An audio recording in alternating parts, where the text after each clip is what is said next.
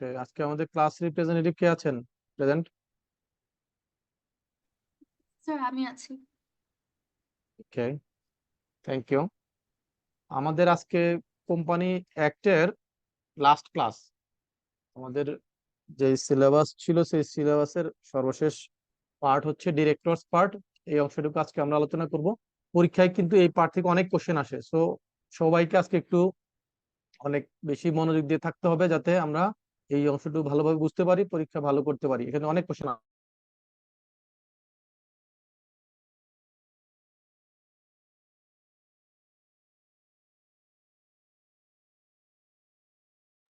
স্ক্রিনটা কি দেখা যাচ্ছে? জি স্যার দেখা যাচ্ছে। ওকে, থ্যাংক ইউ। আমরা তো স্টার্ট করতে পারি নাকি? সময় তো হাতে বেশি নাই। রেগুলার ক্লাসে পার্টিসিপেন্ট কেমন থাকে? আজকে তো 43 স্যার দেখছি। এরকম। এরকমই থাকবে, ওকে।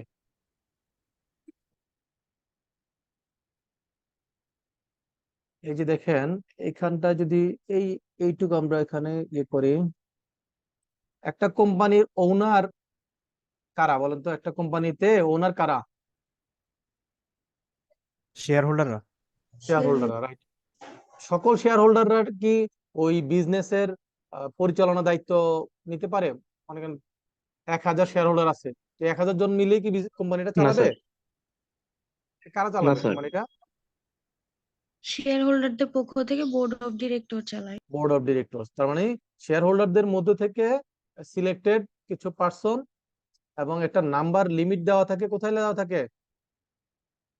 আর্টিকেল অফ অ্যাসোসিয়েশনে কতজন ডিরেক্টরস হতে পারবে সেটা বলা থাকে, এবং সেটার জন্য মিনিমাম কোয়ালিফিকেশন শেয়ার থাকে, যারা সেই মিনিমাম নাম্বার অফ শেয়ার কি করে সাবস্ক্রাইব করে, তারা বোর্ড অফ ডিরেক্টরস হওয়ার জন্য এলিজিবল হয়। দেন যারা এখানে ইন্টারেস্ট শো করে তাদের মধ্যে থেকে ইলেকশনের মাধ্যমে ডিরেক্টর নির্বাচিত হয়, এবং ডিরেক্টররা কি করেন? ওই কোম্পানির বিজনেসটা পরিচালনা করে। এবং কোম্পানি এবং শেয়ার হোল্ডারদের ইন্টারেস্টটা প্রটেক্ট করেন কারা?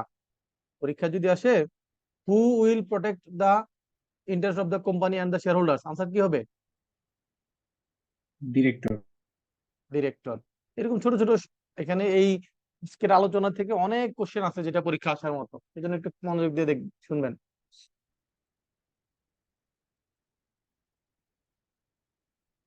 একটা প্রাইভেট লিমিটেড কোম্পানির ক্ষেত্রে কতজন শেয়ার হোল্ডার, সরি কতজন ডিরেক্টর থাকতে হবে মিনিমাম? আমরা পড়েছিলাম না প্রথম দিন?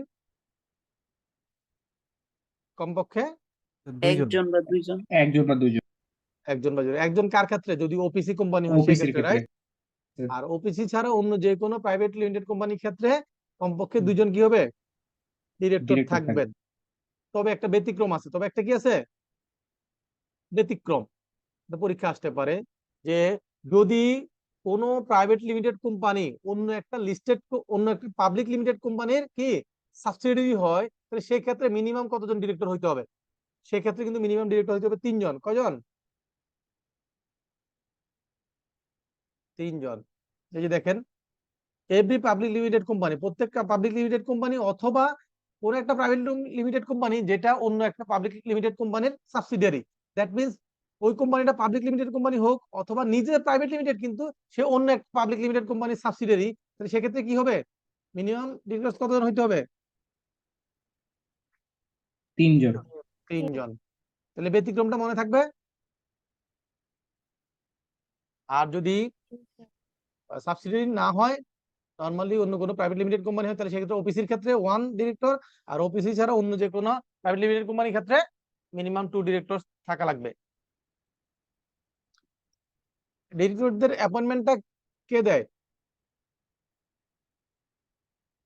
আমরা কি জানি ডিরেক্টরস এর অ্যাপয়েন্টমেন্ট কে দেয়?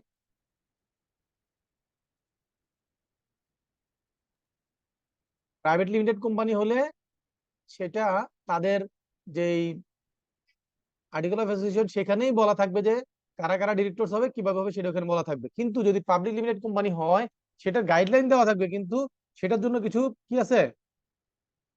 ম্যান্ডেটরি প্রভিশন আছে সেগুলো ফলো করতে হবে। নিচে কি বলছে, এই যে নিচে বলছে যে একটা পাবলিক লিমিটেড কোম্পানির জন্য ডিরেক্টরস অ্যাপয়েন্টমেন্ট করার ক্ষেত্রে কি কি কন্ডিশন ফুলফিল করতে হবে। এই যে দেখেন বলছে যে প্রত্যেকটা পাবলিক লিমিটেড কোম্পানিতে কতজন ডিরেক্টর থাকা লাগবে? 3 জন স্যার। স্যার 3 জন। ওকে, তারপর বলছে যে কোন ডিরেক্টর অ্যাপয়েন্টমেন্ট করতে গেলে সেক্ষেত্রে সে ডিরেক্টর কি হতে হবে? Natural person. ন্যাচারাল পার্সন বলতে কি বুঝি? Human being. ন্যাচারাল পার্সন বলতে কি বুঝি? Human human being. বিং, মানুষ হতে হবে।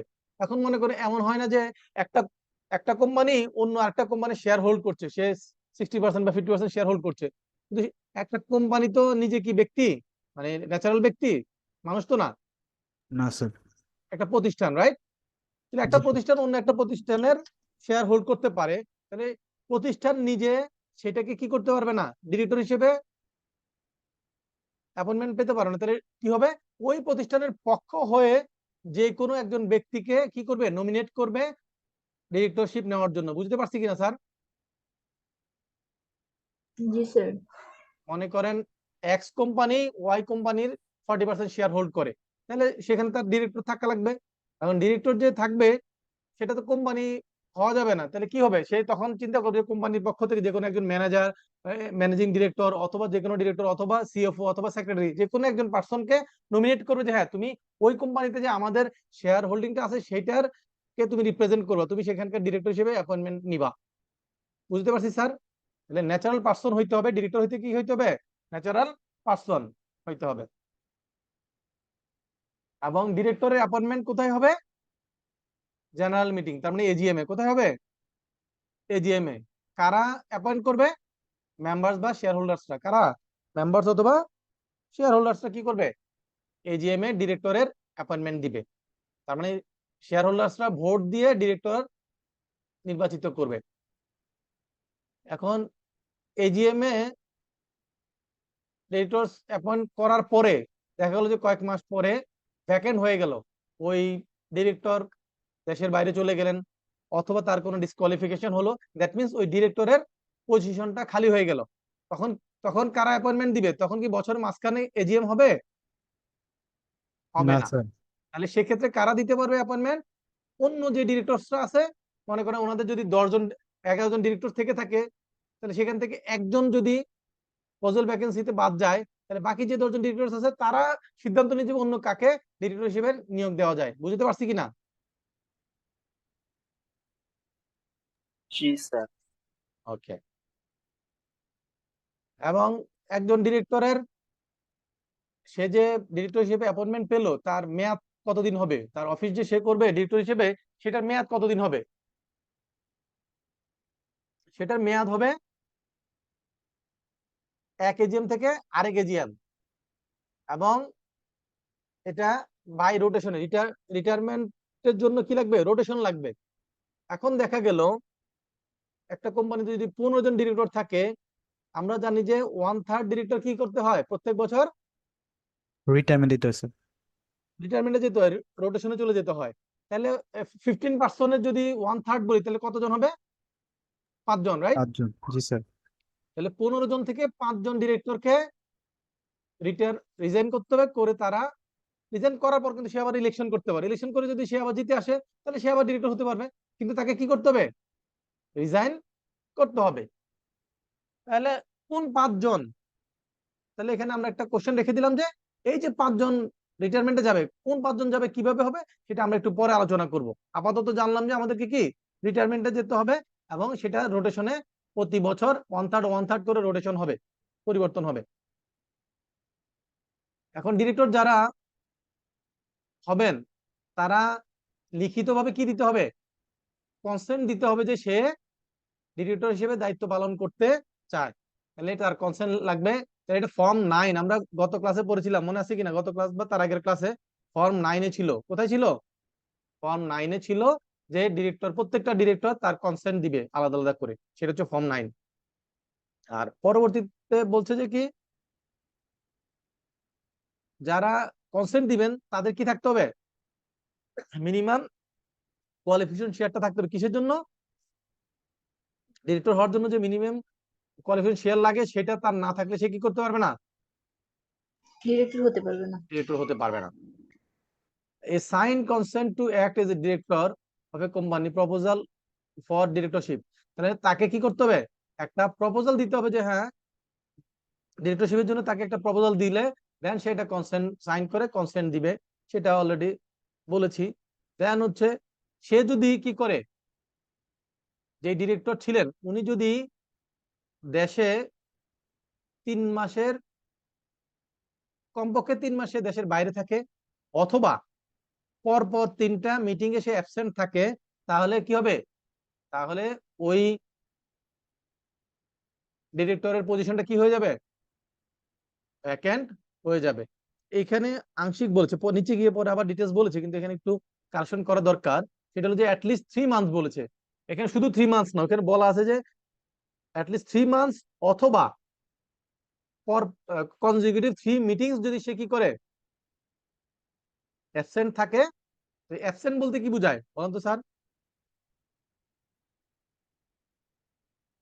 মনে করেন আপনি জব করেন, আপনি অফিসে অ্যাবসেন্ট আছেন, তাহলে কোনটাকে অ্যাবসেন্ট বলবে আর কোনটাকে লিভ বলবে? আপনি 2 দিন অফিসে যান নাই, তাহলে এর মধ্যে অ্যাবসেন্ট কোনটাকে বলবে আর কোনটাকে লিভ বলবে?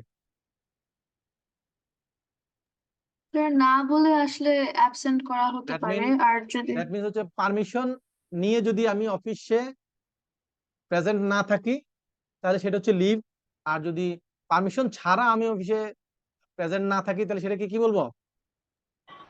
অ্যাবসেন্ট বলবো।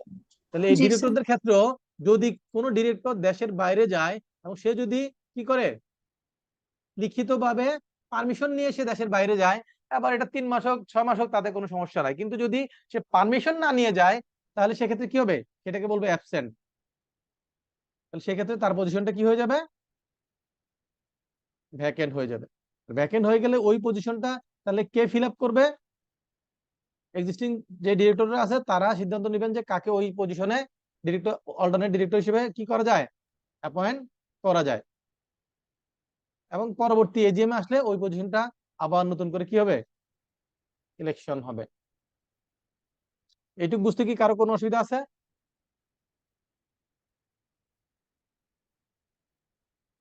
স্যার একটা কোয়েশ্চেন ছিল। জি বলেন। স্যার তাহলে যে ডিরেক্টররা যে যাকে অ্যাপয়েন্টমেন্ট দিবে সে কি হুম শুধু পরবর্তী এজিএম পর্যন্তই থাকতে পারবে? পর্যন্ত, হ্যাঁ তার সময়মেয়াদ আপনার সবসময় মাথায় রাখতে হবে যে একজন ডিরেক্টরের মেয়াদ হচ্ছে এক এজিএম থেকে আরেক এজিএম। এখন মনে করেন আহ, গত বছরের নভেম্বরে মানে 2023-এর নভেম্বরে যদি এজিএম হয়ে থাকে, হ্যাঁ, তাহলে পরবর্তী এজিএম যখন হবে 24শে নভেম্বরে অথবা ডিসেম্বরে যখন এজিএম হবে সেই পর্যন্ত তার মেয়াদ থাকবে। কিন্তু দেখা গেল যে বছরের মাঝখানে একজন ডিরেক্টর বাদ চলে গেল, নতুন একজন আসলো, তাহলে যেই আসুক তার অবস্থানে নতুন যেই আসুক তারও মেয়াদ কতদিন পর্যন্ত হবে? পরবর্তী এজিএম। জি স্যার। বুঝতে পারছি? জি স্যার, ধন্যবাদ স্যার। জি ওকে। এখন বলছে যে যদি কোনো কোম্পানির ডিরেক্টর হইতে হয় তাহলে তার কি প্রসপেক্ট আছে, মানে এটা যদি লিস্টেড কোম্পানি হয় মানে পাবলিক লিমিটেড কোম্পানি হয় তাহলে তার ডিরেক্টরশিপে তার নামটা কোথায় থাকতে হবে? প্রসপেক্টাসে তার কনসেন্টটা থাকতে হবে যে সে কোম্পানির ডিরেক্টর হতে চায় এবং সে সেই পরিমাণ শেয়ার সাবস্ক্রাইব করবে, এই লিস্টের মধ্যে তার নামটা থাকতে হবে, লিখিতভাবে এটা তার কনসেন্ট লাগবে। এবং সেটা sign and file with the register of joint stock company to consent writing act as director. সে যে ডিরেক্টর হিসেবে দায়িত্ব পালন করতে চায় সে লিখিতভাবে এটা রেজিস্টার অফ জয়েন্ট স্টক কোম্পানিকে জানাতে হবে। এখন সে যদি কোয়ালিফিকেশন শেয়ার হোল্ড না করে তাহলে সে কি হতে পারবে না? এই যেখানে বলছে সে কোম্পানির ডিরেক্টর হতে পারবে না। আর যদি সে আমরা বলেছিলাম যে যেই কয়জন মানে ডিরেক্টর কারা কারা কনসেন্ট দিয়েছেন তাদের লিস্টটা আরজিসিতে জমা দিতে হয়, যে কোনো একজন ডিরেক্টর অথবা ম্যানেজিং ডিরেক্টর অথবা চেয়ারম্যান সাইন করে দিবেন জমা দেওয়ার সময়। কিন্তু এই যে জমা দিলেন, যিনি জমা দিলেন সাইন করে ওনাকে বলে অ্যাপ্লিক্যান্ট। তো ওই লিস্টে যদি এমন কারণ নাম থাকে যে দেখা গেল যে ওই ভদ্রলোক আপনার ডিরেক্টর হিসেবে দায়িত্ব পালন করার জন্য লিখিতভাবে কোনো কনসেন্ট দেন নাই, এরকম কারণ নাম যদি সেখানে উল্লেখ থাকে ওই লিস্টে, তাহলে যিনি অ্যাপ্লিক্যান্ট, যার সিগনেচার এটা জমা হচ্ছে, তাকে ফাইন করা হবে। কি ফাইন করা হবে? এই যে দেখেন, এটা পরীক্ষা আসতে পারে। ফাইন নট এক্সিডিং 2000 টাকা, তাকে অনূর্ধ্ব 2000 টাকা পর্যন্ত কি করা হবে? জরিমানা করা হবে। তাহলে এটা পরীক্ষা আসবে, পরীক্ষা আসে, বারবারই আসে, এগুলো খেয়াল রাখবেন। তাহলে তাকে জরিমানা করা হবে 2000 টাকা পর্যন্ত, অনূর্ধ্ব 2000 টাকা। এইটা হচ্ছে সেকশন 92, যেটা ডিরেক্টরের অ্যাপয়েন্টমেন্টের জন্য অ্যাপ্লিকেবল। কিন্তু ব্যতিক্রম আছে। এই যে লাস্টের প্যারাটা দেখেন, যে এই প্যারায় বলছে যে এই সেকশন 92 এইটা দুইটা ক্ষেত্রে প্রযোজ্য না। কার ক্ষেত্রে প্রযোজ্য না? ব্যাংক এবং ইন্স্যুরেন্স কোম্পানির চিফ এক্সিকিউটিভ অফিসার পজিশনের জন্য এই কন্ডিশন, এই সেকশন 92 কি হবে না? অ্যাপ্লিকেবল হবে না। পরীক্ষায় যদি আসে যে সেকশন 92 ডিরেক্টর অ্যাপয়েন্টমেন্টের ক্ষেত্রে এই সেকশন 92 কোন কোন ক্ষেত্রে অ্যাপ্লিকেবল নয়, সেক্ষেত্রে আনসার করতে পারবো স্যার? জি স্যার। আনসার হবে চিফ এক্সিকিউটিভের পজিশন, এটা এমডি নাম হোক বা চিফ এক্সিকিউটিভ যেই নামই হোক না কেন, সেটা ইন্স্যুরেন্স কোম্পানি এবং ব্যাংকিং কোম্পানির ডিরেক্টরের ক্ষেত্রে এই সেকশন 92 অ্যাপ্লিকেবল হবে না। আর কোয়ালিফিকেশন শেয়ার, এটা তো অলরেডি আমরা অনেকবারই আলোচনা করেছি যে মিনিমাম যেই পরিমাণ শেয়ার না রাখলে, আর্টিকেলে বলা আছে এই পরিমাণ শেয়ার হলে একজন শেয়ার হোল্ডার কি বা মেম্বার ডিরেক্টর হিসেবে অ্যাপয়েন্টমেন্ট পাওয়ার জন্য কোয়ালিফাই করে, সেই শেয়ারকে আমরা কি বলি? কোয়ালিফিকেশন শেয়ার বলি।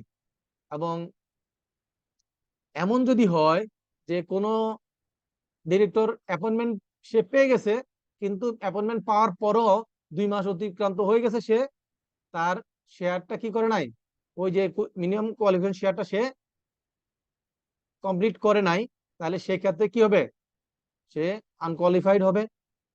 এবং এটার জন্য আবার কি, যদি আনকোয়ালিফাইড হওয়ার পরও সে ডিরেক্টর হিসেবে দায়িত্বটা পালন করে যায়, তার পজিশনটা হোল্ড করে যায়, তাহলে তার জন্য পানিশমেন্ট আছে। কি পানিশমেন্ট আছে? সে নট এক্সিডিং 200 টাকা ফর এভরিডে, প্রতিদিনের জন্য 200 টাকা পর্যন্ত সে জরিমানা হবে, প্রত্যেক দিনের জন্য। এবং এটা যেদিন থেকে শুরু হয়েছে আর যেদিন পর্যন্ত সে তার পজিশনটা হোল্ড করছে সেই সময় পর্যন্ত। এবং এক্ষেত্রে শুরুর দিন এবং শেষ দিন এটা বাদ যাবে না, দোনোটা দিন ইনক্লুসিভ। তার মানে এটা ডে কাউন্ট করার সময় আমরা নর্মালি কি করি, যত তারিখ থেকে শুরু হলো যত তারিখ শেষ হলো সেখান থেকে একটা দিন বাদ দেয়, এভাবে কাউন্ট করি, তাই না? জি স্যার। এখানে বলছে যে কোনো বাদ দেওয়া যাবে না, শুরুর ডেট এবং শেষ ডেট দুইটা সহ ইনক্লুসিভ কাউন্ট করে তার পানিশমেন্ট হবে পার ডে জন্য মিনিমাম কত টাকা, সরি ম্যাক্সিমাম 200 টাকা, সর্বোচ্চ 200 টাকা পর্যন্ত তার প্রত্যেক দিনের জন্য জরিমানা হবে। এটা ইম্পর্টেন্ট জিনিস, পরীক্ষা আসতে পারে। আচ্ছা, তাহলে আমরা জানলাম যে ডিরেক্টর প্রত্যেক বছরই কি হয়, পরবর্তী এজিএমে গিয়ে ডিরেক্টরদের রোটেশন হয়, তাই না স্যার? জি স্যার। এখন এখন যদি এমন হয় যে হ্যাঁ আমরা 15 জন ডিরেক্টর অ্যাপয়েন্ট করে দিলাম, কিন্তু কয়েক মাস পরে দেখা গেল যে একজন ডিরেক্টরের যন্ত্রণায় কোম্পানিতে কোম্পানি বিজনেসই পরিচালনা করা কঠিন হয়ে গিয়েছে, তখন কি করবে? বা ওই ডিরেক্টররা দেখা গেল যে কোম্পানির বিজনেসটা এমন ভাবে পরিচালনা করছে যে সাধারণ শেয়ার হোল্ডারদের স্বার্থ বিঘ্নিত হচ্ছে, সেক্ষেত্রে কি করবে? সেই ক্ষেত্রে ওই ডিরেক্টরকে রিমুভ করা যাবে। কি করা যাবে? রিমুভ করা রিমুভ যাবে। করা যাবে। কিভাবে রিমুভ করা যাবে? Extra ordinary resolution. Resolution, extra ordinary meeting করে, ইজিএম করে তাকে কি করা যাবে? ওই ডিরেক্টরদেরকে বাদ দেওয়া যাবে। এবং সেই মিটিং এ আবার কি দেন আবার কি করবে? একটা অর্ডিনারি রেজুলেশন পাস করে নতুন আরো অন্য ডিরেক্টর অ্যাপয়েন্ট করা যাবে। তাহলে ডিরেক্টরদেরকে কোনো ধরনের ডিসকোয়ালিফিকেশন ছাড়া এমন যদি হয় যে ডিরেক্টরদেরকে বাদ দেওয়া লাগবে, তাহলে কিভাবে বাদ দেওয়া যাবে? Extra ordinary resolution. রেজুলেশনের মাধ্যমে। দেন অর্ডিনারি রেজুলেশন দিয়ে নতুন কাউকে কি করা যাবে? অ্যাপয়েন্ট করা যাবে। Yes sir. এবং যাকে আমরা রিমুভ করলাম বছরের মাঝখানে, হ্যাঁ ইন্টারিম পিরিয়ডে, সে কিন্তু পরবর্তী এজিএম এ কি বোর্ড অফ ডিরেক্টরস হওয়ার জন্য এলিজিবল হবে না। ইমিডিয়েট এটা হবে না, পরবর্তীতে সে হতে পারবে। দেন আসছে হচ্ছে AGM, annual general meeting. Annual general meeting প্রত্যেক বছর শেষে সকল শেয়ার হোল্ডারদেরকে নিয়ে কোম্পানির ব্যবসার কি পজিশন, কি অবস্থা, এগুলো নিয়ে কি করতে হবে, একটা মিটিং কল করতে হবে, এবং যেখানে ডিরেক্টরদের অ্যাপয়েন্টমেন্ট হবে, যেখানে অডিটরের অ্যাপয়েন্টমেন্ট হবে, কোম্পানির যে ফিনান্সিয়াল স্টেটমেন্ট সেটা অ্যাপ্রুভ হবে। মিনিমাম এই 3টা এজেন্ডা থাকবে। এর বাইরে থাকতে পারে আপনার ডিভিডেন্ডের ইস্যু থাকতে পারে, বা এনি আদার বিজনেস যে কোনো কিছু থাকতে পারে। মিনিমাম এই 3টা থাকবে। হ্যাঁ, তো অ্যানুয়াল জেনারেল মিটিং এর ক্ষেত্রে একটা রুলস হচ্ছে যে প্রতি ক্যালেন্ডার ইয়ারে কমপক্ষে একবার কি হইতে হবে, একটা অ্যানুয়াল জেনারেল মিটিং হতে হবে। দেখা গেলো যে আপনি এই বছর ডিসেম্বরে করেছেন, পরের বছর আর ডিসেম্বরে করতে পারেন নাই, এরপর বছর চলে গেছেন, তাহলে একটা বছর বাদ পড়ে গেল। এরকম করা যাবে না। প্রত্যেক বছরের মধ্যে, প্রত্যেকটা ক্যালেন্ডার ইয়ারের মধ্যে আপনাকে কি করতে হবে, একটা এজিএম করতে হবে। এবং এক এজিএম থেকে পরবর্তী এজিএম এর ডিস্টেন্সটা 15 মান্থের বেশি হইতে পারবে না। কতদিনের বেশি হতে পারবে না? 15 month। 15 মান্থ। ওকে,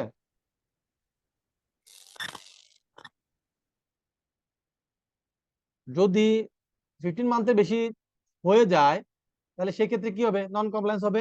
সেক্ষেত্রে 1 মাসের মধ্যে 30 ডেজ এর মধ্যে কি করতে হবে, রেজিস্টার অফ রেজিস্ট্রারকে জয়েন্ট কোম্পানিতে অ্যাপ্লাই করতে হবে যে আমরা এই টাইমের মধ্যে করতে পারি নাই, আমাদের কি টাইম এক্সটেনশন করে দেওয়া হোক। তখন রেজিস্টার চাইলে কতদিন টাইম এক্সটেনশন করতে পারবে? 90 দিন। 90 দিন পর্যন্ত, নট এক্সিডিং 90 ডেজ, 90 দিনের বেশি না। এবং এই 90 দিন যেটা, এই 90 দিন কোনোভাবেই 31 ডিসেম্বর ক্রস করবে না। এখন মনে করেন আপনার হয়তো এজিএম পড়েছে সেপ্টেম্বরে। কবে পড়েছে? সেপ্টেম্বরে। সেপ্টেম্বর থেকে আপনি 90 ডেজ হিসাব করেন কতদিন হয়, October, November, December, right? Yes sir. আর সেপ্টেম্বর যদি 1 তারিখ হয় তাহলে সেপ্টেম্বরের 1 তারিখ হলে এখানে 29 দিন পাবেন। এভাবে কাউন্ট করলে হয়তো ডিসেম্বর 1 তারিখ হবে। তার মানে ডিসেম্বরের মধ্যেই আছে, 3 মাস তাহলে পাচ্ছেন। এখন যদি হয় যে না আপনার এটা আসলে ডিউ ডেট হচ্ছে নভেম্বর, আপনার ডিউ ডেট, তাহলে আরো 90 দিন হলে কোথায় চলে যায়, ফেব্রুয়ারি মাসে চলে যায় না? ইয়েস স্যার, কিন্তু ডিসেম্বর ক্রস করা যাবে না। রাইট। এই পরীক্ষায় এরকম কোশ্চেন আসলে আপনাদের খেয়াল রাখতে হবে যে এই 90 ডেজ লেখা থাকলো, আবার বললো যে 90 ডেজ বাট নট এক্সিডিং কি 31 ডিসেম্বর, তাহলে সেক্ষেত্রে কোন আনসারটা সঠিক হবে? যেটাতে 31 ডিসেম্বর ক্রস করা যাবে না বলেছে সেটা, রাইট? Yes sir. এখন দেখা গেল যে এরপরও আপনি কি করতে পারলেন না, আপনি টাইমলি এজিএম করতে পারেন নাই, আপনি টাইম এক্সটেনশনও নেন নাই, এজিএম ঠিকমতো করতে পারলেন না, কমপ্লাই করতে পারলেন না, তাহলে কি হবে? সেক্ষেত্রে আর কিছু করার নাই, সোজা কোথায় চলে যেতে হবে, কোর্টে চলে যেতে হবে। কোর্টে অ্যাপ্লাই করতে হবে যে আমরা টাইমলি এজিএম করতে পারি নাই, আমাদেরকে এজিএম করার জন্য কি পারমিশন দেওয়া হোক। কোর্ট তখন অবস্থা বুঝে যদি দেখে যে না ভ্যালিড রিজন ছিল তাহলে পারমিশন দিবে, অথবা যদি বলে যে না তোমার এরকম একটা পানিশমেন্ট অথবা এতদিনের মধ্যে তোমার এজিএম করতে হবে, সে কিছু কন্ডিশন দিয়ে দিতে পারে, অথবা কন্ডিশন ছাড়াও কি করতে পারে, যেটা সঠিক মনে হবে কোর্টের কাছে, কোর্ট সেই সিদ্ধান্ত দিতে পারবে। তাহলে আমরা কি শিখলাম, যে এজিএম প্রত্যেক ক্যালেন্ডার ইয়ারে একটা করতে হবে। এক এজিএম থেকে আরেক এজিএম কত মান্থের বেশি হইতে পারবে না, 15 মাস। 15 মাস। 15 মান্থ। এবং যদি এমন হয় যে টাইম পার হয়ে যাচ্ছে, তখন কি করবে, ওই টাইম পার হওয়ার 1 30 মাসের ডেজ এর এক মধ্যে মাসের মধ্যে। আরজিসি তে অ্যাপ্লাই করবে, রেজিস্ট্রারের কাছে অ্যাপ্লাই করবে, করলে রেজিস্ট্রার 90 ডেজ পর্যন্ত টাইম এক্সটেনশন করতে পারে, সাবজেক্ট টু কি, যেটা 31 ডিসেম্বর ক্রস করবে না। ওকে। এখানে আরেকটা জিনিস মনে রাখতে হবে, এটা হলো রেগুলার এজিএম এর ক্ষেত্রে, মানে সাবসিকুয়েন্ট এজিএম, যেটা ফার্স্ট এজিএম মানে ওই কোম্পানি গঠন করার পরে প্রথম এজিএম, সেটা ব্যতীত অন্যগুলোর ক্ষেত্রে, অন্য এজিএম গুলোর ক্ষেত্রে, সাবসিকুয়েন্ট এজিএম এর ক্ষেত্রে ফার্স্ট এজিএমটা আমরা জানি যে কি করতে হয়, কোম্পানি ইনকর্পোরেশনের 18 মান্থের মধ্যে করতে হয়। কতদিনের মধ্যে? 18 মাসের মধ্যে। 18 মাসের মধ্যে করতে হয়। এটা একটু সামনে গেলে আমরা পাবো। এই তাহলে ফার্স্ট এজিএম ছাড়া অন্যান্য এজিএম এর ক্ষেত্রে, এখন দেখেন কোশ্চেনটা যদি এই ফার্স্ট এজিএম উল্লেখ করে দেয়, তাহলে যে 90 ডেজ বা 31 ডিসেম্বর এটা কি অ্যাপ্লিকেবল হবে? না স্যার। হবে না। তাহলে কোশ্চেন পড়ার সময় একটু ভালোভাবে খেয়াল করতে হবে যে ওখানে ফার্স্ট এজিএম বলেছে কিনা। ফার্স্ট এজিএম না বললে অন্যগুলোর ক্ষেত্রে 90 ডেজ অথবা 31 ডিসেম্বর এগুলো অ্যাপ্লিকেবল হবে, কিন্তু যদি ফার্স্ট এজিএম হয় তাহলে এটা অ্যাপ্লিকেবল হবে না স্যার একটা আচ্ছা প্রশ্ন ছিল। জি বলেন। স্যার আপনি বললেন প্রত্যেকটা ক্যালেন্ডার ইয়ারে একটা এজিএম করতে হবে। হ্যাঁ এখন আরেকটা কথা হচ্ছে যে সর্বোচ্চ 15 মাস পর্যন্ত করতে পারবে। এখন হ্যাঁ ধরুন ডিসেম্বরের 1 তারিখ একটা এজিএম হলো এই হ্যাঁ 2023 সালের।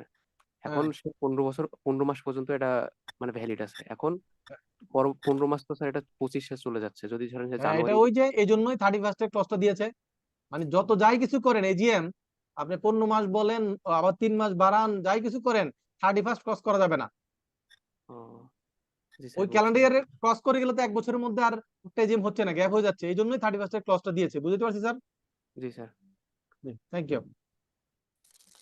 এই জন্য যারা বুদ্ধিমান, যারা কি বুদ্ধিমান, তারা কি করে এই সুবিধাটা নেওয়ার জন্য ওই প্রথম এজিএম এ তো কোনো বার নাই, 18 মাসের মধ্যে করলেই হয়, সে তখন এমন ভাবে এজিএমটা ফিক্সড করে যে এটা মনে করেন জানুয়ারি বা ফেব্রুয়ারি দিকে ফিক্সড করে, অথবা জুলাই আগস্টে ফিক্সড করে, যাতে ওই 3 মাসের ওই বেনিফিট গুলো 15 মাসের বেনিফিট গুলো সে নিতে পারে, বুঝতে পারছি স্যার। ডিসেম্বর ক্রস না করে জি স্যার। প্রথমটা যেহেতু 18 মাস, তাহলে তো আমি আমার মতো করে যে এই বছর আমি 11 মাস পড়ছে, তাহলে আমি এই বছর যে আমার পরবর্তী জানুয়ারিতে হয় আমি আরো 6 মাস পাচ্ছি, তাহলে আমি আমার মতো করে টাইমটা ফিক্সড করে কি এজিম করতে পারি না? তখন হবে কি, তখন আর ওই ডিসেম্বর ক্রস করে অথবা 3 মান্থের সুবিধাটা নেওয়া যায় অথবা 15 মান্থের বেনিফিটটা নেওয়া যায়, এভাবে চিন্তা করে এজিএমটা প্রথম এজিএমটা যদি করতে পারে তাহলে কি হয়, সাবসিকুয়েন্ট এজিএম গুলোতে একটু বেনিফিট পাওয়া যায়, বুঝতে পারছি স্যার।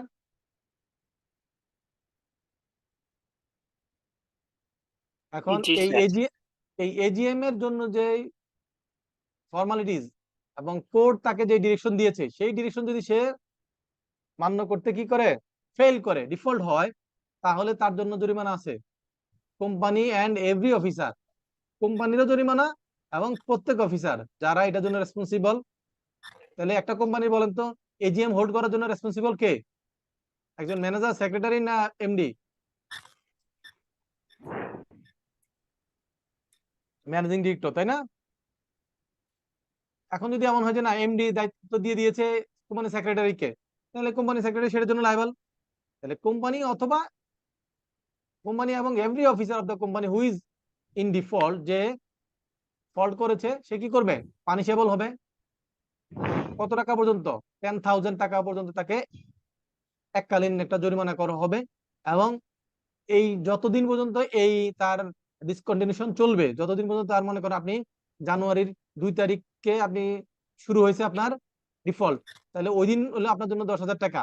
এর পরবর্তীতে যতদিন পর্যন্ত আপনি কমপ্লায়েন্সের মধ্যে না আসতেছেন ততদিন পর্যন্ত প্রথম দিন বাদ দিয়ে পরবর্তী প্রতিদিনের জন্য 250 টাকা করে। পরীক্ষা যদি আসে যে এত তারিখে নন কমপ্লায়েন্স হয়েছে, এরপরে এর এতদিন পরে গিয়ে এটা কমপ্লাই করা হয়েছে, তাহলে যতদিন করা হয় না সেটা আপনি কাউন্ট করবেন, সেখান থেকে প্রথম দিনের জন্য 10,000, পরবর্তী প্রতিদিনের জন্য কত টাকা করে, 250 টাকা। এভাবে পরীক্ষা আসলে আনসার করা যাবে কিনা? Yes sir. Okay thank you. এবং ফার্স্ট এজিএম এর ক্ষেত্রে যে দেখেন, ফার্স্ট এজিএম এখানে এটা কি পিঙ্ক কালার বলবো না কি কালার বলবো, যাই হোক, ফার্স্ট অ্যানুয়াল জেনারেল মিটিং বলছে যে within a period of not more than 18 month from the date of incorporation, company ইনকর্পোরেশনের থেকে 18 মান্থের বেশি হবে না ফার্স্ট এজিএম। এবং ফার্স্ট এজিএম যেই মাসে যেই বছর হবে, তাহলে এটা তো যেহেতু 18 মান্থ, তাহলে কি হচ্ছে 1.5 বছর, তার মানে 2টা বছর টাচ করছে, রাইট? জি স্যার। তাহলে আমি যেহেতু 18 মান্থের জায়গায় যদি আমি মনে করেন 15 মান্থে করি, তাহলে প্রথম বছরে কি আমি এজিএম করতে পেরেছি? ওই বছর ক্যালেন্ডার ইয়ারে তো পড়ে নাই, রাইট? পরে ক্যালেন্ডারে চলে গেছে, অথবা প্রথম ক্যালেন্ডার ইয়ারে পড়েছে দ্বিতীয় ক্যালেন্ডারে পড়ে নাই, তাহলে এখানে এই দুইটার মধ্যে বলছে যে একটা বছরই শুধু এজিএম হবে, এর পরবর্তী থেকে প্রত্যেক ক্যালেন্ডার ইয়ারে কি হবে, একটা একটা করে এজিএম হবে। আর আমরা একদম প্রথম ক্লাসের দিকে আমরা শিখেছিলাম যে পাবলিক লিমিটেড কোম্পানি আর হচ্ছে প্রাইভেট লিমিটেড কোম্পানির মধ্যে বেনিফিটের ব্যাপার বলেছিলাম যে পাবলিক লিমিটেড কোম্পানির ক্ষেত্রে স্ট্যাটিউটরি মিটিং, স্ট্যাটিউটরি রিপোর্ট লাগে, রাইট? মনে আছে কিনা? জি স্যার। প্রাইভেটের ক্ষেত্রে লাগে না। এই স্ট্যাটিউটরি মিটিং বলতে কি বোঝায়? স্ট্যাটিউটরি মিটিং বলতে বোঝায়, এখানে বলছে দেখেন, every company limited by share and every company limited by guarantee having a share capital within a period not less than 1 month and not more than 6 months, মানে 1 মাসের কম নাই, 1 মাসের কম নয়, 6 মাসের বেশি নয়, তার মানে 1 মাসের পর থেকে 6 মাসের মধ্যে, এই পিরিয়ডের মধ্যে কি করতে হবে? স্টুডেন্ট রিপোর্ট এবং স্টুডেন্ট মিটিং করতে হবে। স্টুডেন্ট মিটিং করার জন্য একটা রিপোর্ট জেনারেট করতে হবে, যে এই রিপোর্টটা মেম্বারদের কাছে 21 ডেজ নোটিশ দিয়ে কি করতে হবে, মানে মিটিং এর ডেট যেদিন দিবেন তার থেকে 21 দিন আগে নোটিশটা দিতে হবে, এবং ওই নোটিশের সাথে স্টুডেন্ট রিপোর্টটা অ্যাটাচ করে মিটিং এর জন্য কল করতে হবে। বুঝতে পেরেছি কিনা স্যার? Yes sir.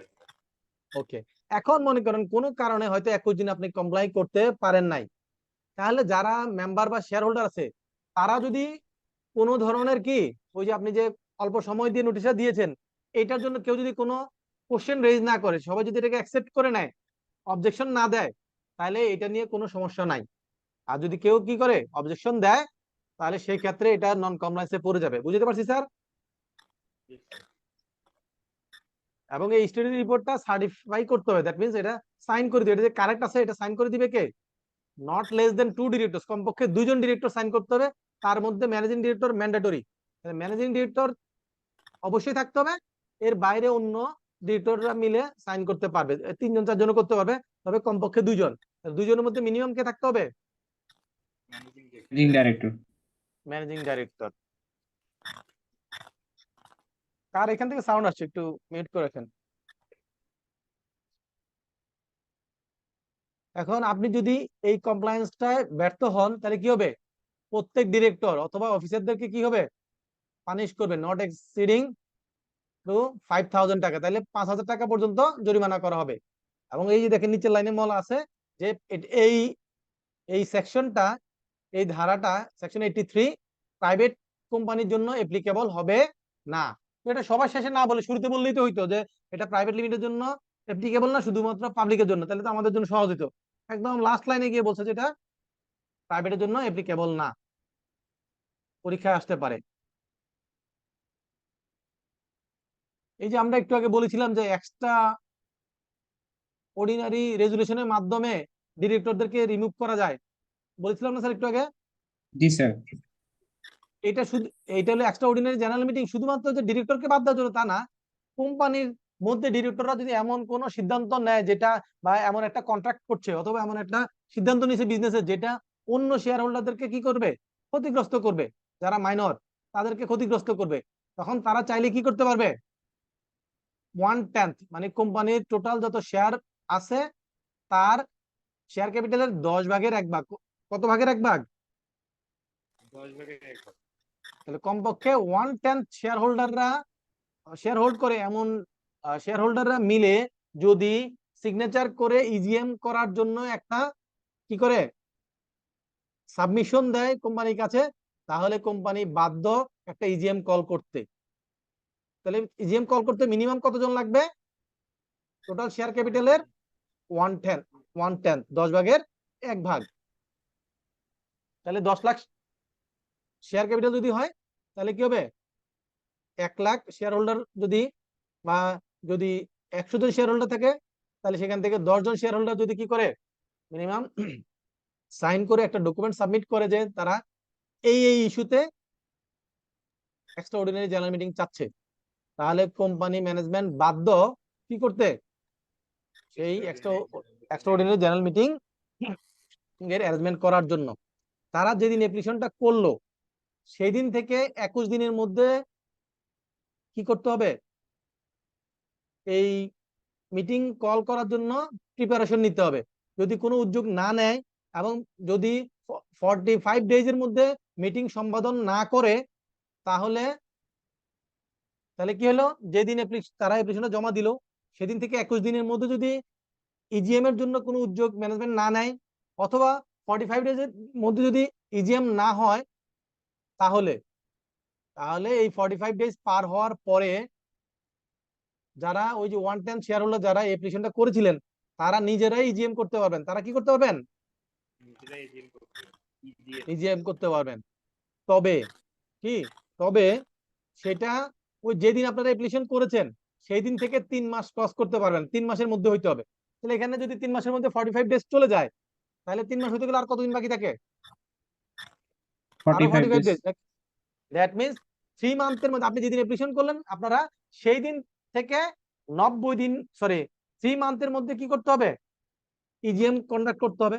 তাহলে ম্যানেজমেন্টের দায়িত্ব হচ্ছে 45 ডেজের মধ্যে ইজিএম করা, আর এটার প্রসিডিউর বা নোটিশ রেডি করা হচ্ছে 21 দিনের মধ্যে। আর যদি 45 ডেজ এর মধ্যে তারা মিটিংটা না করে, তাহলে ওই যারা ইজিএম এর জন্য রিকুয়েশন রেজ করেছিলেন তারা নিজেরাই ইজিএম করতে পারবেন, এবং সেটা তাদের অ্যাপ্লিকেশন ডেট থেকে 3 মান্থের বাইরে যেতে পারবে না, 3 মান্থের মধ্যে হতে হবে। 3 মান্থ পার হয়ে গেলে সেটার কি থাকবে না? ভ্যালিডিটি থাকবে না। একদম। বুঝতে পারছি স্যার, এখানে অনেকগুলো জায়গা আছে যেগুলো পরীক্ষা আসার মতো। এবং এখানে হচ্ছে যে এই রিকুয়েশনটা যেটা জমা দিবে সাইন করে, এটা কোথায় জমা দিবে? এটা জমা দিবে হচ্ছে কোম্পানির রেজিস্টার্ড অফিসে। কোথায় জমা দিবে? কোম্পানির রেজিস্টার্ড অফিসে। রেজিস্টার্ড অফিসটা কোথায় থাকে বলেন তো লেখা? Sir memorandum. মেমোরেন্ডামে, রাইট। তাহলে কোম্পানির মেমোরেন্ডামে কি থাকে?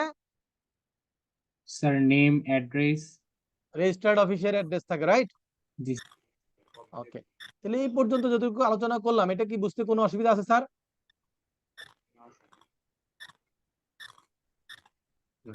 আচ্ছা, এবার আসেন 3 মাস চলে গেল, মানে 45 ডেজ চলে গেল, এখন আপনারা নিজেরা মিটিং করবেন। এখন আপনারা চাইলে ওই কোম্পানির যে বোর্ড মিটিং হয় সেই মিটিং এর জন্য যে বোর্ড রুম আছে সেখানে আপনারা মিটিং করতে পারেন। যদি কোম্পানি আপনাদের কোম্পানি ম্যানেজমেন্ট আপনাদেরকে কি না দেয়, পারমিশন না দেয়, তাহলে আপনারা বাইরে কোনো রেস্টুরেন্টে হোক বা যে কোনো জায়গায় আপনারা মিটিং হোল্ড করতে পারবেন। এবং ওই মিটিং করার জন্য যা যা খরচ আপনারা হবে সেই খরচটা কি করবে? কোম্পানি বিয়ার করতে বাধ্য থাকবে। বুঝতে পারছি কিনা sir?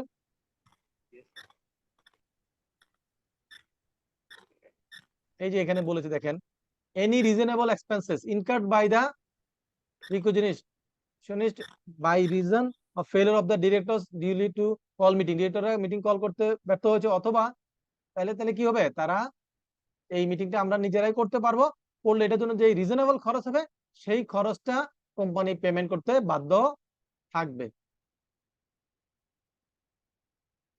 Okay, the business of the company, এখানে বলছে কোম্পানি ডিরেক্টরদের পাওয়ার। বলেন তো কোথায় কোম্পানি ডিরেক্টরদের পাওয়ার সম্পর্কে বলা থাকে? আমরা কিন্তু পড়েছিলাম মেমোরেন্ডামে আর্টিকেল থাকে অফ না আর্টিকেলে থাকে? Article sir. আর্টিকেলে থাকে। এই যে পরীক্ষা আসতে পারে যে ডিরেক্টরদের পাওয়ার এন্ড ডিউটিস কোথায় উল্লেখ থাকে, বলতে হবে যে এটা আর্টিকেল অফ অ্যাসোসিয়েশনে থাকে।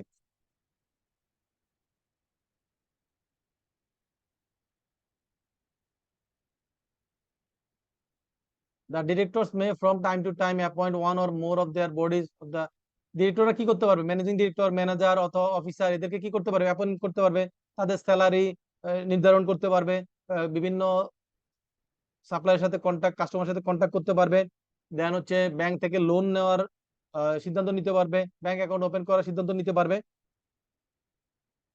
যারা ডিরেক্টর হিসেবে থাকবে, এবং এটা বাই রোটেশন হবে, এটা তো আমরা জানি। এবং এই লোনের ক্ষেত্রে একটু মনে রাখতে হবে, কোম্পানি চাইলে, কোম্পানি তো আর্টিকেলে বলা আছে যে কোম্পানি বিভিন্ন ব্যাংক বা লিজিং অথবা ব্যক্তির কাছ থেকে কি করতে পারবে? লোন নিতে পারবে, কিন্তু একটা রেস্ট্রিকশন আছে। রেস্ট্রিকশনটা হইলো শিডিউল 1-এ বলা আছে, সেটা হলো কোম্পানির যে শেয়ার ক্যাপিটাল, পেড আপ যে ইস্যুড ক্যাপিটাল, সেই ইস্যুড ক্যাপিটালের বেশি, মনে করেন একটা কোম্পানির ইস্যুড ক্যাপিটাল যদি 10 লক্ষ টাকা হয়, তাহলে কোম্পানি ওই 10 লক্ষ টাকার বেশি লোন কারো কাছ থেকে নিতে পারবে না। যদি নিতে হয় তাহলে এটা জেনারেল মিটিং, তার মানে এজিএম এ কি হইতে হবে? অ্যাপ্রুভাল নিতে হবে, তাইলে নিতে পারবে। এজিএম এ পারমিশন না নিয়ে কোম্পানির ক্যাপিটালের চেয়ে বেশি পরিমাণ টাকা কি নেওয়া যাবে না, লোন নেওয়া যাবে না।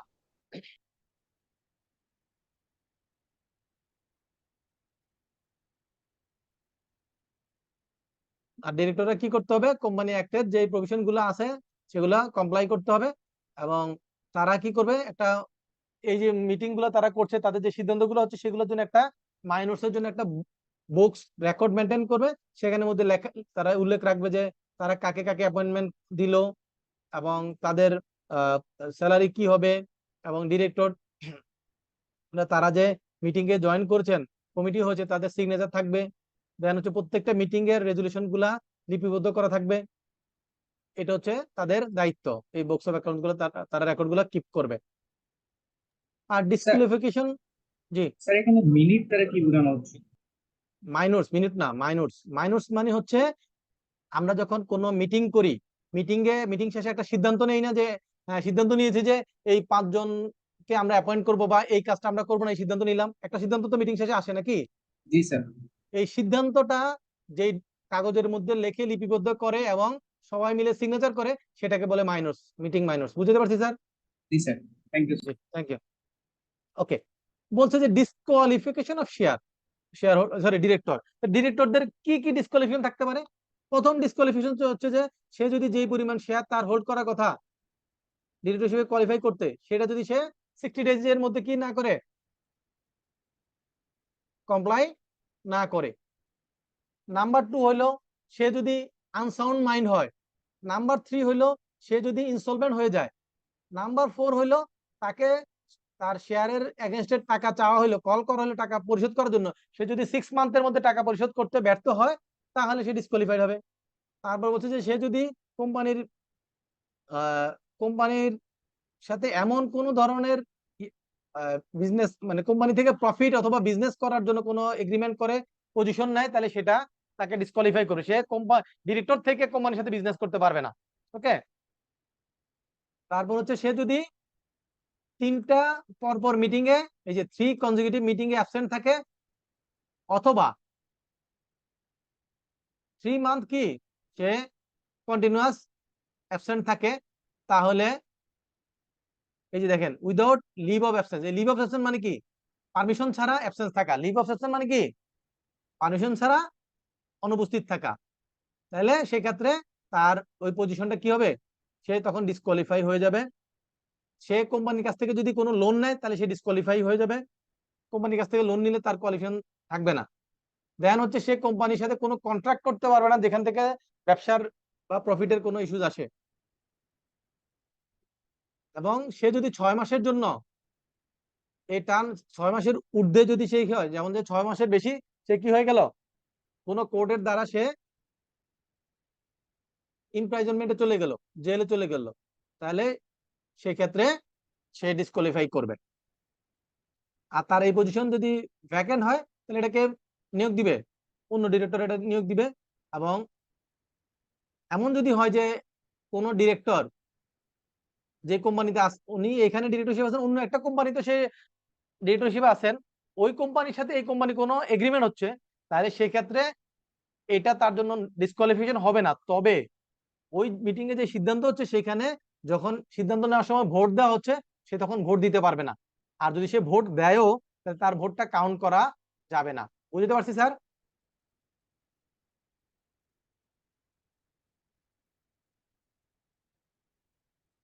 এই উপরে কথাগুলো এখানে বারবার আবার লিখেছে, একই কথা।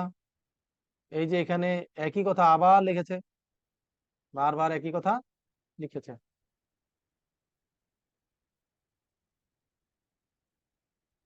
রোটেশন অফ ডিরেক্টর, এটা তো মোটামুটি অনেকটুকু আমরা আলোচনা করেছি।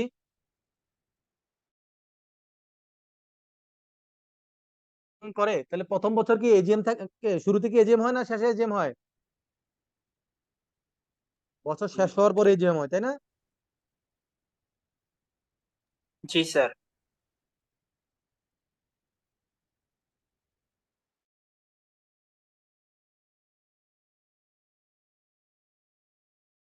আপনারা কি আমাকে শুনতে পাচ্ছেন?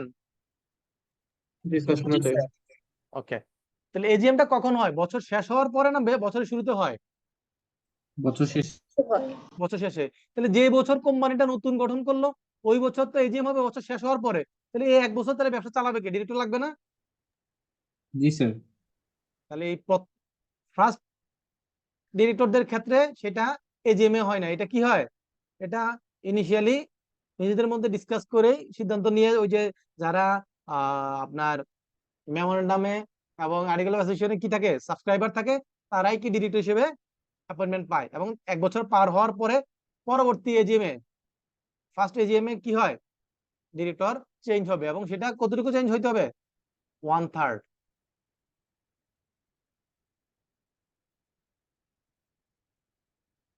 এখন মনে করেন ওই যে একটা কোশ্চেন পেন্ডিং রেখেছিলাম, বলেছিলাম যে 15 জনের মধ্যে 5 জন রোটেশনে যাবে, তাহলে কোন 5 জন, একটা কথা আসবে না যে কোন 5 জন যাবে, সবাই যদি বলে যে না আমরা যাব না রিটায়ারমেন্টে, তাহলে এখান থেকে তো সিদ্ধান্ত নিতে হবে যে কে কে রিটায়ারমেন্টে যাবে। তো সেই ক্ষেত্রে হচ্ছে যাদের, যে মনে করে কেউ যদি 2 বছর ধরে 3 বছর ধরে ডিরেক্টর থাকে, তাহলে যে যত বেশি দিন ধরে ডিরেক্টর হিসেবে আছে সে প্রথমে রোটেশনের লিস্টে যাবে। বুঝতে পারছি স্যার? যার মেয়াদ যত বেশি দিন হয়েছে, কেউ যদি 3 বছর ধরে থাকে, কেউ যদি 2 বছর ধরে থাকে, কেউ যদি 1 বছর থাকে, আর কেউ যদি 5 বছর থাকে, কারা আগে যাবে রোটেশনে? যার 5 বছর। 5 বছর দেন, 4 বছর দেন, 3 বছর, এভাবে। এখন যদি এমন হয় যে না, আইসা এমন জায়গায় ঠেকলো যে 2 জন আছে, দুজনেই একই সময়ে শুরু হয়েছে, মেয়াদ একই রকম, তাহলে কে কে থাকবে আর কে বাদ যাবে? স্যার সেক্ষেত্রে নিজেদের মধ্যে যদি সামঞ্জস্য করে ঠিক না করতে পারে তাহলে লটারির মাধ্যমে ঠিক সেক্ষেত্রে করতে হচ্ছে হবে। নিজেদের মধ্যে ডিসকাস করে নিবে, নিজেরা সলভ করবে। যদি নিজেদের মধ্যে সলভ হয়ে যায় হলো, তখন না হলে তখন লটারির মাধ্যমে করবে। কিসের মাধ্যমে করবে? লটারি। লটারি। বুঝতে পারছি স্যার? এই যে লেখা আছে ডিটারমাইন বাই লট।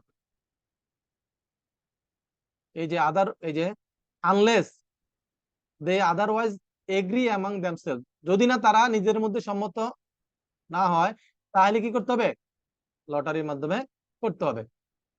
যারা রিটায়ারমেন্টের জন্য যাবেন, রেজিগনেশন দিবেন, তারা কি করবেন, আবার এজিএম এ তারা আবার অ্যাপয়েন্টমেন্টের জন্য কি করতে পারবেন, ইলেকশন করতে পারবেন, এলিজিবল হবেন রি ইলেকশন করার জন্য।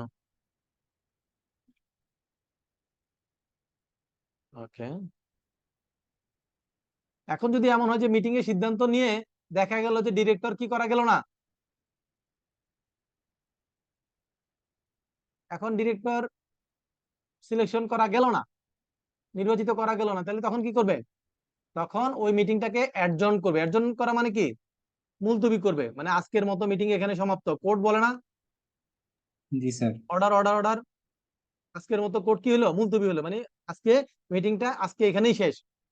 দেন এই যে ডিরেক্টর সিদ্ধান্ত নিতে পারলো না, কাদেরকে ডিরেক্টর হিসেবে কি করবে, এইটা কি হবে তাহলে, নেক্সট উইকে চলে যাবে। কোথায় চলে যাবে?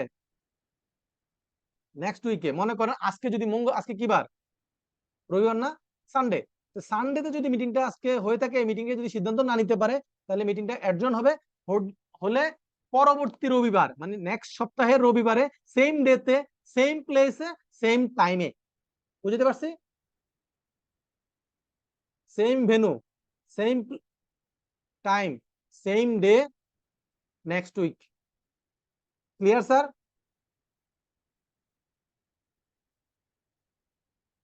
দেন সেখান থেকে সিদ্ধান্ত নিয়ে যেটা হবে সেই অনুযায়ী ডিরেক্টর অ্যাপয়েন্টমেন্ট হবে।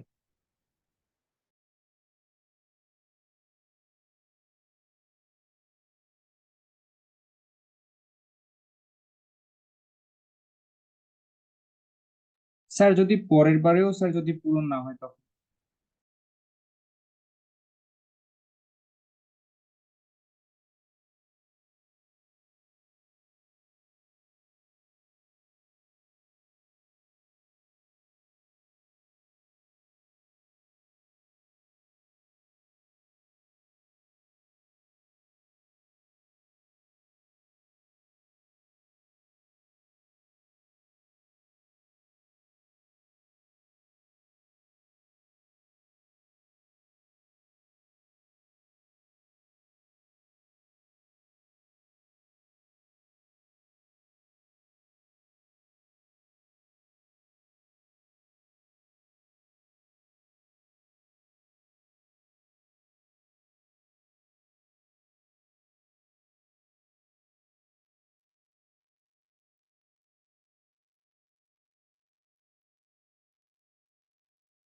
ক্লাস রিপ্রেজেন্টেটিভ জেবা ফারুক, আপনি কি আমাকে একটু কো-হোস্ট করে দিবেন?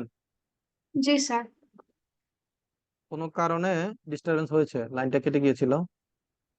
স্যার দিয়েছি। জি, থ্যাংক ইউ। এখন আসছে ডিভিডেন্ড।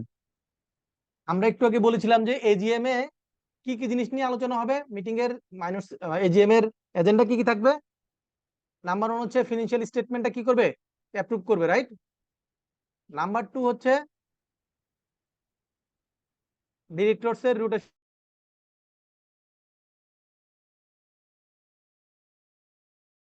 এর বাইরে ডিভিডেন্ড সম্পর্কে থাকতে পারে। এখন মনে করে কোম্পানি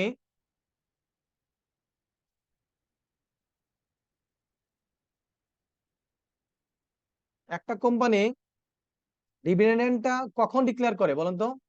বছর শেষ হওয়ার পরে প্রফিট কি হলো সেটার উপর বেসিস করে তো ডিভিডেন্ড দিবে নাকি? জি স্যার।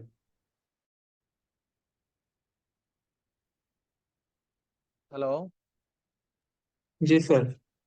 তাহলে যখন এজিএম হচ্ছে, এজিএম এ তো অ্যাকাউন্টসটা তখন অ্যাপ্রুভ হবে, তাহলে ডিভিডেন্ডটা ওই বছরের মধ্যে দেওয়া যায় না, দিয়ে দেয় কখন? পরের বছর। তাহলে এজিএম এ ডিভিডেন্ডটা অ্যাপ্রুভ করবে, কিন্তু অ্যাপ্রুভ করতে গেলে কি করতে হয়?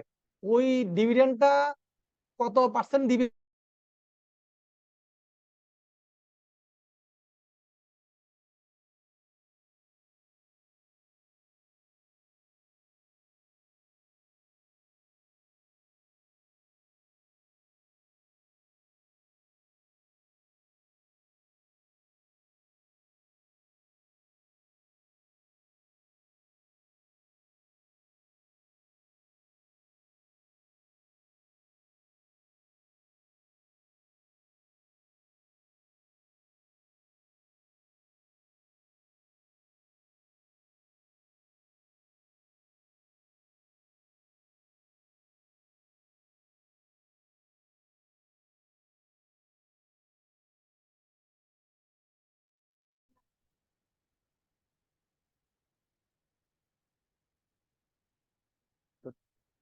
বোর্ড অফ ডিরেক্টরসরা রিকমেন্ড করতে পারবে ডিভিডেন্ডের জন্য এজিএম এ, কিন্তু এজিএম এ তারা যতটুকু ডিভিডেন্ড রিকমেন্ড তার চেয়ে বেশি, মনে করেন যদি বোর্ড অফ ডিরেক্টরসরা বলে যে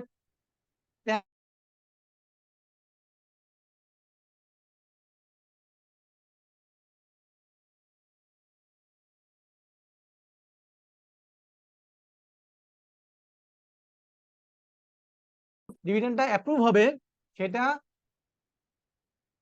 2 মান্থের মধ্যে পে করে দিতে হবে। আর যদি পে না করে সেই ক্ষেত্রে আবার পানিশমেন্ট। এবং এখানে বলছে যে ইন্টারিম ডিভিডেন্ড দেওয়া যাবে, বছরের মাঝখানে ডিভিডেন্ড দেওয়া যাবে যদি জাস্টিফাইড হয়।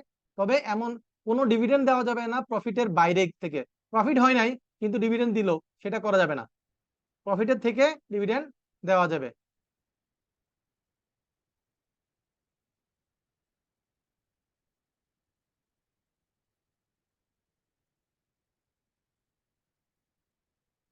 এবং যদি প্রফিট না থাকে তাহলে সেই ক্ষেত্রে যদি কোনো অ্যাডভান্স অ্যামাউন্টের উপর ইন্টারেস্ট, আমরা দেখেছিলাম যে কেউ যদি অ্যাডভান্স টাকা দিয়ে দেয় সেটার উপর ইন্টারেস্ট দিবে, তো সেক্ষেত্রে বলছে যে এটা কি প্রফিট থাকলে সেটা দেওয়া যাবে। আর আর কি আছে, যদি জয়েন্ট ডিরেক্টর থাকে তাহলে যে কোনো একজন যদি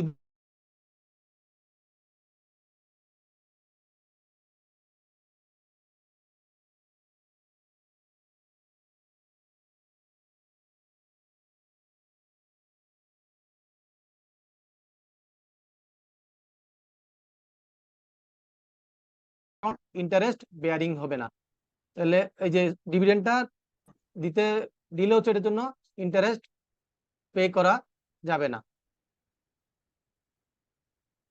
আজকের আলোচনা একটু পর্যন্তই। আজকে আমাদের কোম্পানি একটা শেষ হয়ে গেল। আমরা পরবর্তী ক্লাস কি আছে আমাদের বলেন তো?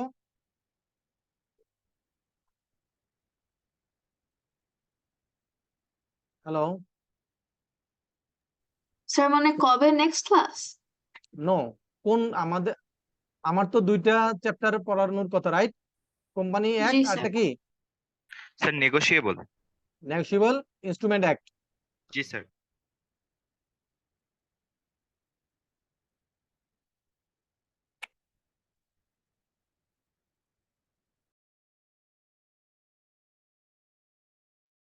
স্যার,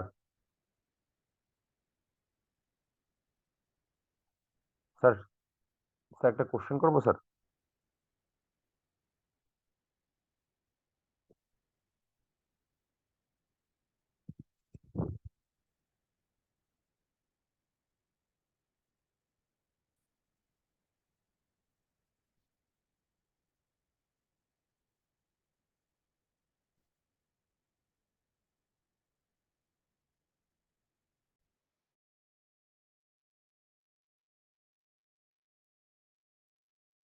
জেবা ফারুক, আপনি কি শুনতে পাচ্ছেন? জহির স্যার কি আপনাদের কোনো চ্যাপ্টার কমপ্লিট করেছেন, পার্টনারশিপ অথবা কন্ট্রাক্ট?